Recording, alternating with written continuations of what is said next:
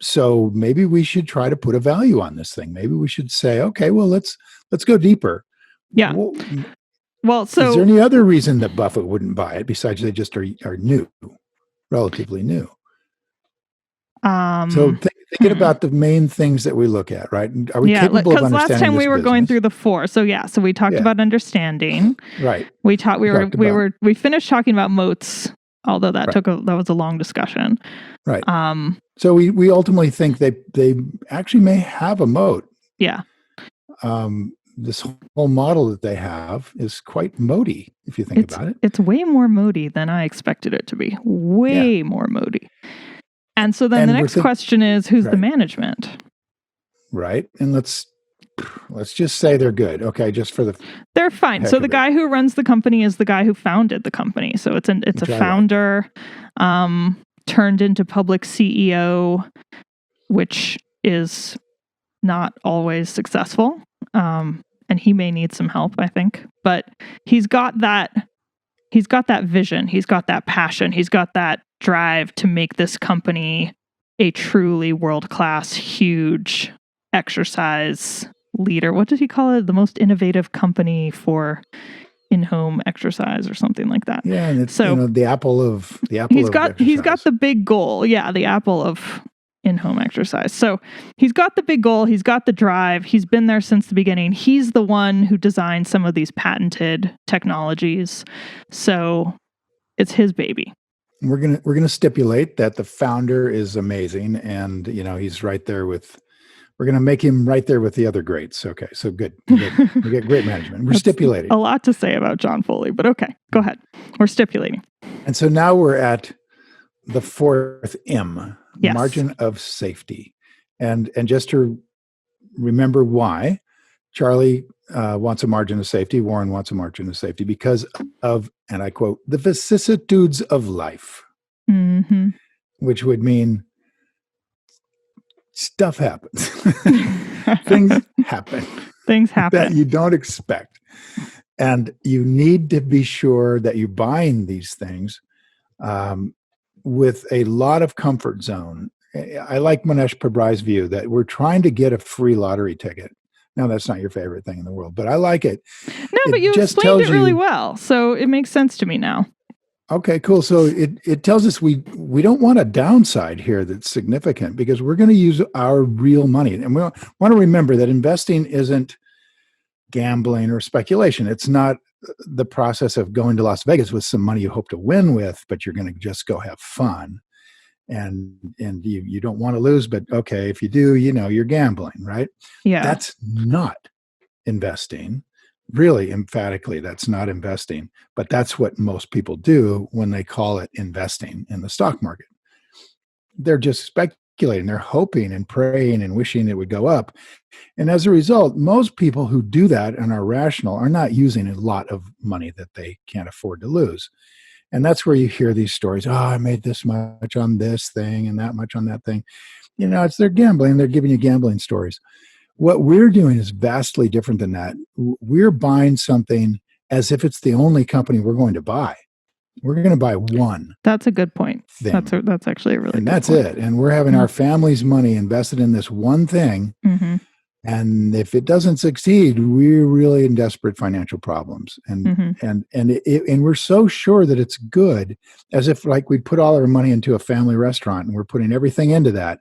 And we're so sure that it's good that when our cousin wants to sell out at a really super cheap price and get rid of his share of this restaurant, we want to buy it. We want to own it. We want to take out all of the people who don't want to be part of our restaurant. And if they'll give us a great price, we're going to buy it at that great price. Yeah.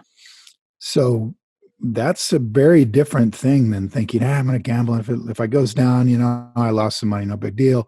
No. We're looking at this and going, if it goes down, I'm putting every last penny I can find in this thing.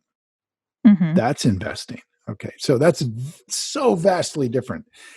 Now, with that context, needing to have a lottery ticket that doesn't go down, we know it's not going to go down. It can only go up, basically. And we have a margin of safety that protects us from the ups and downs of life. Can we get to a particular value on Peloton? Can we figure out what we could pay for this in that way. Yeah, to me, that's the question. It's not so much margin of safety, because you can't even figure out the margin of safety till you know what the value is. Right. And we're looking for the value. I can't, to be honest. Like, I'm hoping you'll tell me, because I don't know how to take a company that's lost money every year, and you can go back a couple years on their S1 filing, but they haven't even filed an annual report as a public company yet. And yet their market cap is, well, actually, I'm not even going to say what it is, because it doesn't actually matter what the stock market thinks it is. So let's look at that at the end. But I don't know how to figure out a company that has only losses on their balance sheet, what that possible value could be. So what do you do when you see that? Do you just write it off? Not possible? Not immediately. Losses on the balance sheet, remember, are losses on the financial statements are a product of generally accepted accounting principles, which can often have some weirdness in them. For example, we might want to own a real estate company, a real estate investment trust, REIT, R-E-I-T, that might not look that great on its income statement, might have losses on the income statement as a result of generally accepted accounting principles that allow it to write off a huge portion of the of the buildings that they own, which are not actually depreciating. And those write-offs against income could create a negative income. And yet it's a fantastic investment because the real cash flow is there. Those are just tax-related, generally accepted accounting principles. So we don't want to take things at face value when we're looking seriously at a company. So simply losing money on generally accepted accounting principles on a basis of earnings, net earnings, isn't necessarily a disqualifier. It's certainly something it's the procedure that we have for figuring out the margin of safety price. So it is true. It's a bit of a disqualifier. Figuring out margin of safety price, we're using the term very carefully right there, because what we mean by that is the discounted cash flow analysis that we use. We call it margin of safety, as opposed to the payback time, which looks at it more from private equity point of view, or the 10 cap, which looks at it as if we're buying a real estate house down the road, right? Yeah. Sort of pre-tax look. So we look at it three different ways, and we would pretty much disqualify this on the basis of having no net income. We can't really arrive at a value based on a discounted cash flow analysis, or discounted earnings analysis, I should say. But we could look at it on the basis of cash flow. So do they have cash flow? Let's see. Right? Yeah. And so that's kind of where we would start. Let's go with a company like this, where you're writing off a huge amount of the original costs of the business, and they're expanding very, very rapidly and writing a lot of that off. So that's what the world's doing out there. That's the way the rest of the market is trying to value this business.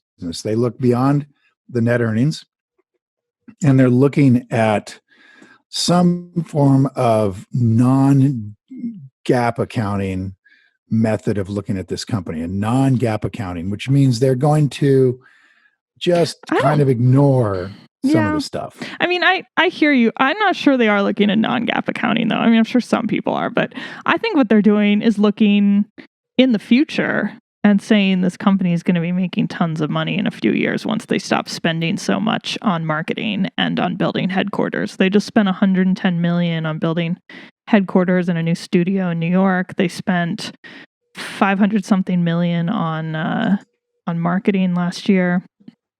And that's way, way up from the year before. So they have been putting a lot into getting their brand out there, getting their name out there, getting to be known amongst people who are potential users and buyers. And I think what people are looking at is in a few years, they think everyone will know what Peloton is. You say, I got a Peloton, people will know exactly what that is. And they won't have to spend so much on that stuff anymore.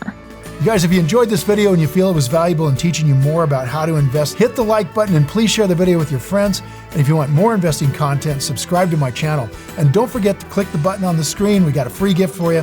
Thanks again for watching.